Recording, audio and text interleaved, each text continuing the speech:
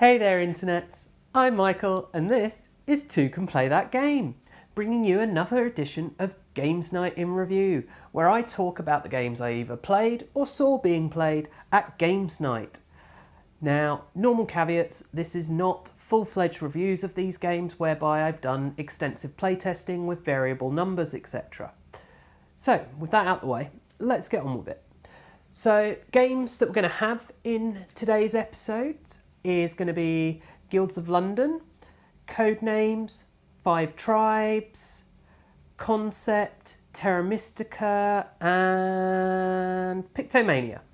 Let's start with the games that I didn't play personally, but I saw being played. The first one of those was Guilds of London. So this was a game I actually would have quite liked to have been able to try. But the table was filled before anyone even arrived at Games Night. For those of you that don't know what Guilds of London is, it's a game that's not actually out yet. It's due for release this year at the UK Games Expo, or around that time in the summer.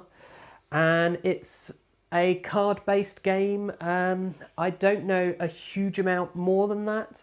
I was trying to kind of eavesdrop on the rules explanation and games explanation that was going on, but unfortunately I was a bit distracted as I was teaching another game at the time, so it did sound like there was a lot of confusing icons, etc. But no, it's definitely one, if I get the opportunity again, I would like to try.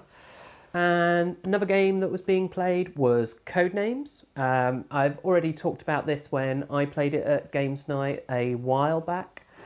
It's one of those few party games that I think is really good and I really enjoy, and it is on my list of games to get.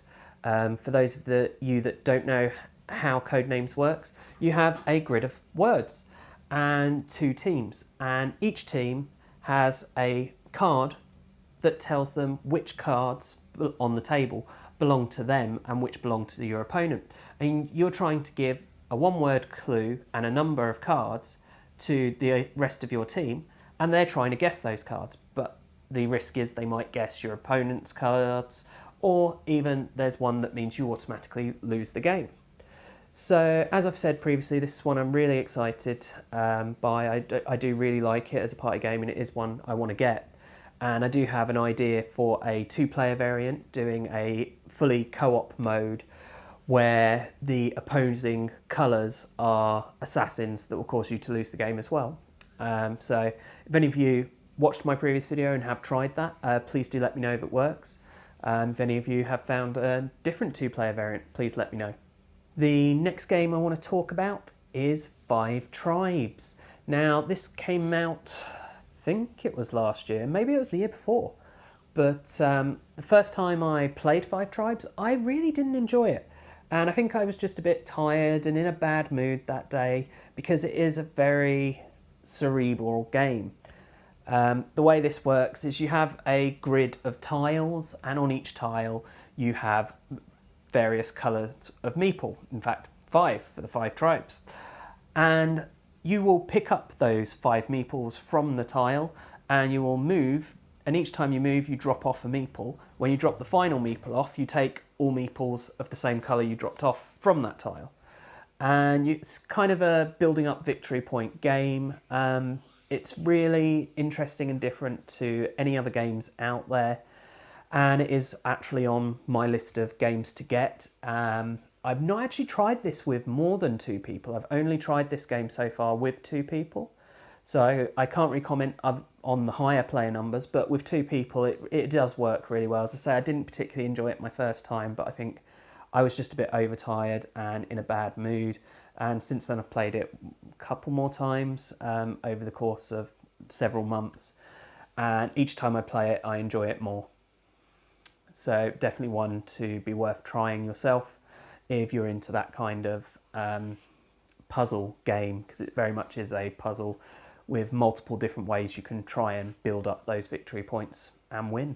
The next game I want to talk about is Pictomania. Now, this had such a crowd last night.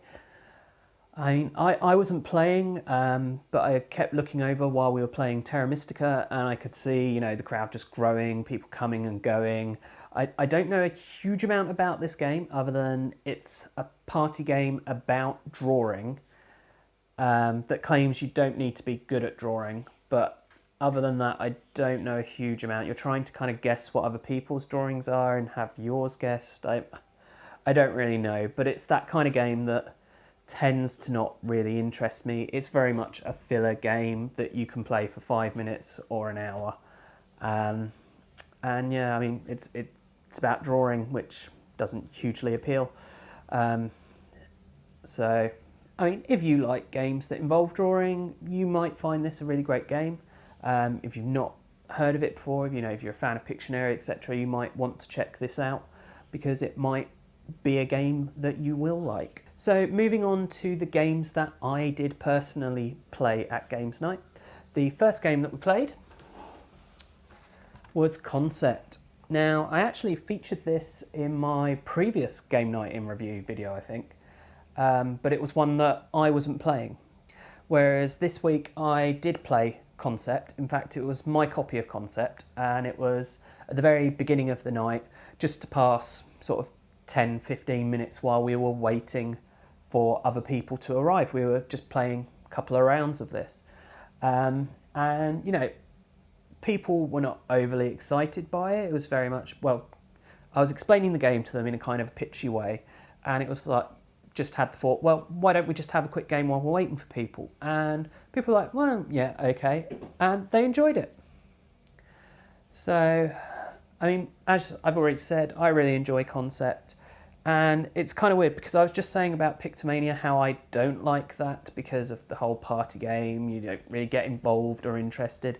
And this has that, you know, you can quite easily just pick it up, put it away. You're not invested in it as a game. It's not really a game. It's kind of an activity you're doing for a short period. But I do enjoy it for that. And it works great as a filler that you can just pick up and put away in a couple of minutes and even explain it to people in that amount of time. And I don't have many filler games or party games, so it's good for me to have one that I do enjoy and that can fill that gap, if you will, in my collection. And then the final main game that I played, Terra Mystica.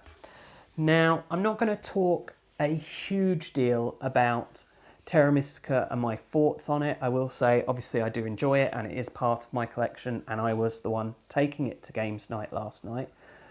And that's probably in part to the fact that I'm doing my series of videos on Terra Mystica at the moment. So going up either today or yesterday, depending on when this goes up, should be my how to play video on Terra Mystica. And so that's obviously got it fresh in my mind, and I was like, yeah, I'm eager to play more of this. So I took it along. I did quite a poor pitch, actually. I'm not very good at pitching games when it comes to Games Night, when I'm face-to-face with all these people and trying to make them interested, because it feels a bit like I'm telling them what to think. Whereas I like to give a more in-depth view of a game when I'm doing my videos that will give people enough information to make an informed decision, and I don't feel I can do that very well just in a face-to-face, you know, you've got 2 minutes to pitch this game. But let me just kind of briefly go through what Terra Mystica is. So Terra Mystica is a Euro game where you're trying to end up with the most victory points. And you have a map, and one of the ways you'll gain victory points at the end of the game is by having the most structures on this map. So you're kind of building cities and towns, and the way it works is you gain income. So it's kind of resource management-y in that way. So at the start of the round you gain income, which you then use to build your buildings. But when you upgrade your buildings, you lose the building that you had out. So you kind of lose that income. So it's not just this constantly growing, escalating thing. It's kind of you grow into a different area of income. So that can be really interesting. The way it has a lot of variable setup can be really good and interesting. So as I say, I don't want to go into too much detail, but talking more about just last night. So last night there were 3 of us playing Terra Mystica, and it was me teaching it and then 2 people who had never played it before. And boy, is this a hard game to get people interested in and engaged with quickly, because it is a complex game. There is so much to explain, and trying to kind of gloss over that as quickly as possible to get into the gameplay, to get people more engaged, is really quite difficult. But to the guys' credits who I was teaching this to, they did really well. There was a bit of, you could see they're starting to drift off a little, but they were taking it in and they were learning it, and there was very few questions afterwards, and I don't think there was any issues with getting rules wrong or anything while we were playing. So obviously they did get it and they seemed to really enjoy it. Now, I will say they enjoyed it, but it was very much a case of they felt like the whole game was just a learning experience, whereby they played the game and it was like, right, now I know how to play that game. I'd like to try again knowing that. But given that it's quite a long game, you're never really going to play 2 games in a row. So you've kind of got to have that first play to get you kind of thinking about how the actual mechanics all work and the strategy. And then, as I say, they did enjoy it. They would play it again, I think. But whether or not, you know, a month down the line when they next get the opportunity or whatever, they'd be interested, I can't really say. Was one interesting thing last night. One of the guys playing, I had been warned by another member of the games group that whenever he first plays a game, he wins. And so there was this pressure on him after that he must win. And in the end, he lost. So that was a bit of a shame for him. And as I say, I mean, it's a very steep learning curve, this game, and I feel the guys did really well. It was actually quite a close game, despite the fact that I've played it several times. I'm not very good at it because there's no luck in there, so it's very much purely your strategy, and I don't feel I do a great job with this, but I still really enjoy it every time I play. And so yeah, I mean, definitely a game for you to check out if you get the opportunity to. And so that is all the games that I played at Games Night last night. So I do hope you have enjoyed this video. Of course, if you have, please do check out my other videos on the channel. And of course, subscribe to the channel and share the channel with your friends and family. And if so, you can find us on social media. We are on Facebook and also on Twitter. And as always, thanks for watching and bye for now.